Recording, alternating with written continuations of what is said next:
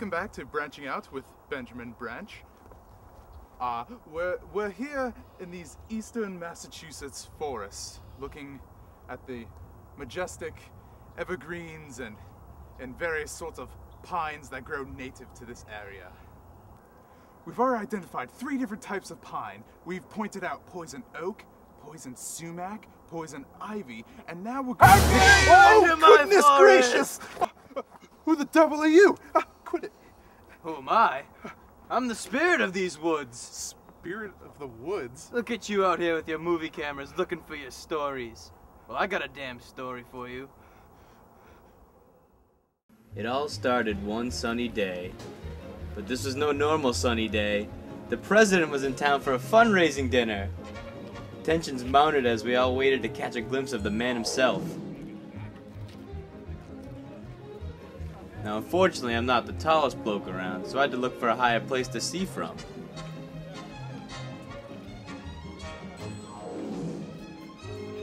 I was on top of the world. I was literally moments away from seeing one of my heroes firsthand. Until they appeared. The Secret Service. The President's personal fuzz. Surely they're not pointing at me, I thought to myself. Must be some hoodlum behind me.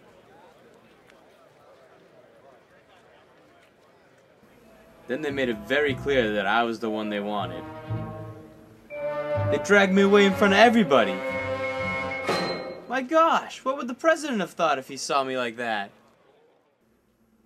I could tell immediately the bearded one wasn't a friendly guy from his initial aggressiveness. He said I'd been looking awful suspicious and that he wanted to check up on my activities. Just when I thought my goose was cooked, that blonde one stepped in. He told me he was going to let me out with a warning, but then they made it very clear that they'd be keeping a close eye on me. Shaken, but undeterred, I decided to recharge with my favorite beverage from my local convenience store. And sure enough, they were watching me like a hawk. You know me, I did what I do best. I ran. Oh, can't be a litter bug.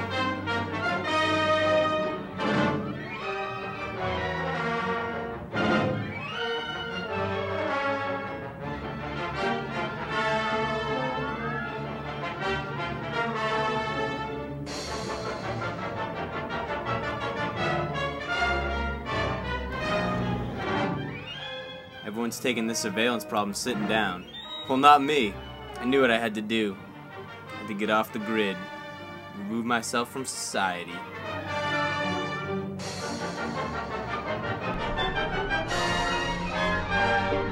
So I hopped on the freeway real quick. Had to get away from Big Brother's prying eyes.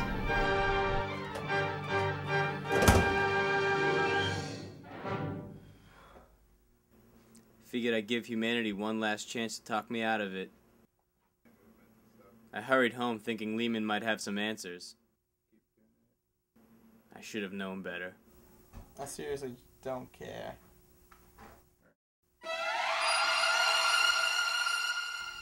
Dude, chill, man. I'm just borrowing from my mom. I gotta get out of here! My mind was made up.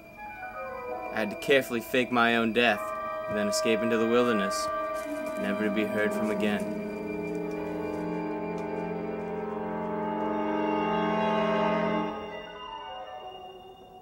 So you can see, then, that's why I'm here now.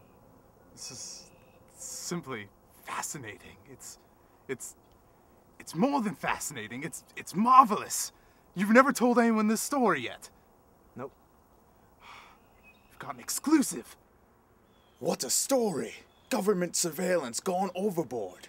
A man's effort to disappear from society, his only shelter being the warm embrace of Mother Nature. Much like the frontiersmen of his great country, Drew, as he liked to be called, hunts for his own food, living off the land.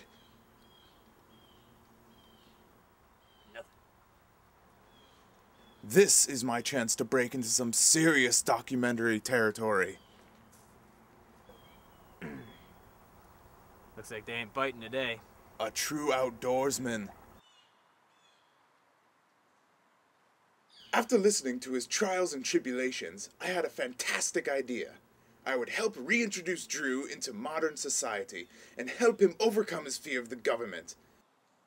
I ditched my camera crew and headed out to his old home in Rockland, Massachusetts to get a few words with Drew's long-lost roommate. How pleasant a surprise to find their friend was alive and well. What they had to say was eye-opening. What if I told you that your dear friend Drew was actually alive? I really knew he wasn't dead all along. I mean, it was a pretty piss-poor attempt at faking his own death. Hello, boys. As you may or may not know, Drew was in a terrible car accident this afternoon.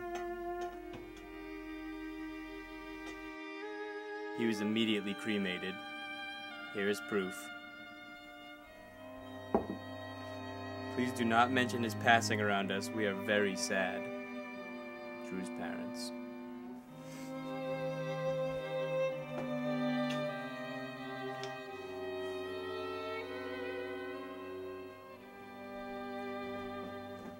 But what about that time when he was singled out by the Secret Service?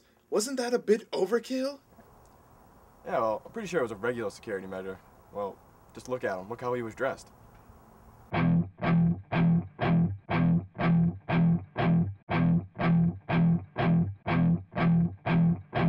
He was asking for it. You know, now that you mentioned it, I mean, I think I have seen a few koi missing from my fish pond recently. Oh dear. I fear that I may have believed a liar. Furthermore, there was evidence of Drew's continued use of his old home's utilities while he was in the wilderness. Woke up, looked out my window around 10 a.m., saw him hosing down outside in the backyard.